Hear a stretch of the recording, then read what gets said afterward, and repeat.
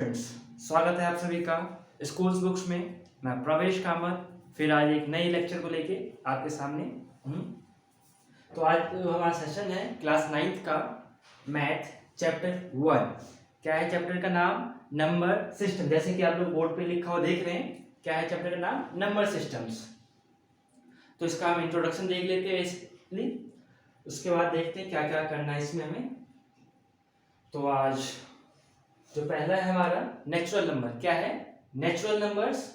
Natural number कहते किसे हैं? तो all countings numbers are called natural numbers which are denoted by n। Natural number किसे कहते हैं? जितने भी काउंटिंग के नंबर्स होते हैं। काउंटिंग कहाँ से स्टार्ट करते हैं हम? 1 से। एग्जांपल है 1 2 3 4 5 सो ऑन, कंटिन्यू ये चलता ही जाता है, कभी खत्म नहीं होगा। कहाँ तक जाएगा ये? इनफाइनाइट तक जाएगा। कहाँ तक? इनफाइनाइट तक जाएगा। तो उसे हम क्या कहेंगे? Natural number. सिंपल से अगर आपको कोई कहता है काउंटिंग सुना, तो कहाँ से सुनाते हैं हम लोग? 1 से। नॉर्मल से 1 से स्टार्ट करते हैं, या लिखने के लिए कोई कहते हैं 1 से स्टार्ट करते हैं, तो उसे हम क्या कहते हैं? Natural number. क्या कहते हैं? Natural numbers. इसे हम डिनोट किससे करते हैं? याद रखना, कभी भी नेचुरल नंबर को हम n से डिनोट करते हैं। किससे डिनोट करते हैं? n से। ठीक है, जहां पे भी n इक्वल टू लिखा हो इस तरीके का, तो समझ लेना वो हमारे पास क्या दिया हुआ है? गिवन है नेचुरल नंबर। ठीक है, अब अगला है होल नंबर्स। क्या है अगला? होल नंबर्स है। तो होल नंबर किसे कहते हैं? इसकी डेफिनेशन देख लेते हैं। All counting numbers together with zero are called wholes numbers. तो यानी कि जितने भी काउंटिंग के नंबर्स हैं उसमें क्या ऐड कर दिया जाए? जीरो ऐड कर दिया जाए। क्या ऐड कर दिया जाए? टुगेदर विथ जीरो, यानी कि उसमें जीरो ऐड कर दिया जाए, तो उसे हम क्या कहते हैं? होल नंबर्स कहते हैं। क्या कहते हैं? Wholes number. ठीक है, इसको डिनोट किससे करते हैं? They are denoted by W। किससे?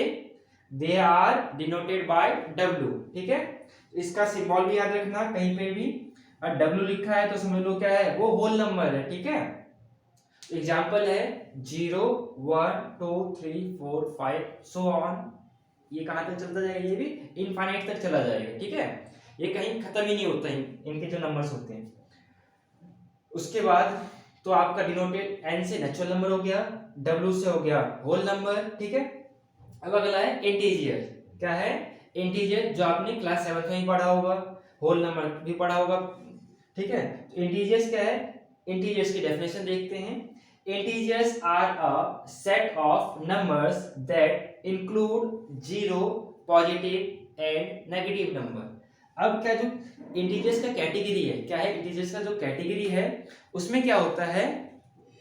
जीरो तो होता ही होता है, नेगेटिव नंबर और पॉजिटिव नंबर होता है। मान लो अगर आप लोगों ने कोई नंबर लाइन पढ़ा होगा, नंबर लाइन इस तरीके से हमने बनाया कभी, ठीक है, आप लोगों ने बनाया होगा, तो यहाँ जो होता है ये जीरो होता है। राइट हैंड में क्या होता है हमारे पास? पॉजिटिव नंबर्स होते हैं। ठीक है, इस तरीके से। और लेफ्ट हैंड में क्या होता है? नेगेटिव नंबर्स होता है। ठीक है, तो इन सभी के कलेक्शन को, सेट को हम क्या कहते हैं? इंटीजर। क्या कहते हैं हम लोग? इंटीजर कहते हैं। ठीक है, और they are denoted by I और Z। ठीक है, और इसको डिनोट किससे करते हैं? इंटीजर्स को I से और Z से। तो आप लोगों को ये बताना है कि Z का मतलब क्या होता है? I मतलब तो सिंपल सा आप लोगों को लगा इंटीजर है, होल मतलब W, नेचुरल मतलब N। तो आप लोगों को बताना है ये ओरिजिन कहां से आया है, इसको आपको कमेंट बॉक्स में लिखना है। ठीक है, ठीक है, कमेंट बॉक्स में आप लोग बताइए जेड का मतलब होता क्या है। ठीक है, और इसके एग्जांपल्स देख लीजिए। जेड में -2 -1 0 1 2 सो ऑन। ठीक है, इसमें और भी क्या होता है कि जितने भी नंबर्स लाइन पे आप नंबर देखते हो सारे के सारे इसको इंटीजर कहते हैं। ठीक है, तो अब देखते हैं अगला नंबर, रैशनल नंबर्स। अब क्या है हमारा? Rational numbers. तो रैशनल नंबर की डेफिनेशन देख लेते हैं क्या होता है। The numbers can be expressed in the form of p upon q, but एक यहाँ पे कंडीशन है। क्या कंडीशन है? q की वैल्यू कभी भी जीरो नहीं होनी चाहिए। ठीक है, तो ऐसे नंबर को हम क्या कहते हैं? रैशनल नंबर्स, जिसे p अपॉन q के फॉर्म में लिखा जा सके। जैसे फ्रैक्शन, जैसे नॉर्मली आपने पढ़ा हुआ न्यूमरेटर एंड डिनोमिनेटर, सिंपल सा वैसा ही है। ठीक है, इसका थोड़ा नाम चेंज हो गया, रैशनल नंबर कहते हैं उसी को। आपने न्यूमरेटर एंड डिनोमिनेटर पढ़ा होगा, न्यूमरेटर ऊपर वाले को कहते हैं, डिनोमिनेटर नीचे वाले को। तो ये वहीं पे हो गया, इसको क्या कहते हैं? रैशनल नंबर्स, जिसे p अपॉन q के फॉर्म में लिखा जा सके। तो p ऊपर वाले को कहते हैं, नीचे वाले को q कहते हैं, ठीक है, P अपॉन Q। तो इसको डिनोट किससे करते हैं, they are denoted by Q। इसको किससे डिनोट करते हैं हम लोग, Q से, ठीक है, इसको डिनोट किससे करते हैं हम लोग, Q से डिनोट करते हैं, ठीक है। जैसे नेचुरल नंबर को n से, होल नंबर को w से, उसी तरीके से रैशनल नंबर को q से डिनोट करते हैं। इसके एग्जांपल्स देख लो, 1/2, 3/4, 8/7, 13/15 एक्सेट्रा, ठीक है। अब मान लो कोई कहता है कि सर ये बताइए मुझे, क्या ये 2 रैशनल नंबर है, कौन बताएगा, ठीक है, कौन बताएगा, तो रैशनल नंबर है या नहीं, तो ये होगा, क्यों होगा, क्योंकि इसके नीचे कुछ भी नहीं है, तो क्या है, 1 है, तो ये भी रैशनल नंबर होगा, ठीक है। अब आते हैं इरेशनल नंबर्स, क्या है अगला, इरेशनल नंबर किसे कहते हैं, these numbers can not be expressed in the form of P upon Q। ये सिंपल सा हो गया, जिसे हम क्या नहीं कर सकते हैं, P अपॉन Q के फॉर्म में नहीं लिख सकते हैं, ठीक है। जैसे एग्जांपल क्या है, √2, √3, पाई एक्सेट्रा, क्योंकि इनकी जो वैल्यू होती है नॉन टर्मिनेटिंग और रिपीटिंग होती है, डेसिमल, ठीक है, इनकी जो वैल्यू होती है कंटिन्यू चलती रहती है। अब अगला क्या है, रियल नंबर्स, क्या है, real number, it contain all rational number and irrational numbers that can be represented on a number line, ठीक है। रियल नंबर हम उसे कहते हैं जिसे, जैसे रैशनल नंबर और इरेशनल नंबर्स को हम कहां पे रिप्रेजेंट कर सके, नंबर्स लाइन पे, किस पे, नंबर्स लाइंस पे रिप्रेजेंट करते हैं। अब अगला देख, प्राइम नंबर्स, प्राइम नंबर्स की डेफिनेशन देख लेते हैं, these numbers are greater than 1 and only factor are itself and 1 and itself, ठीक है।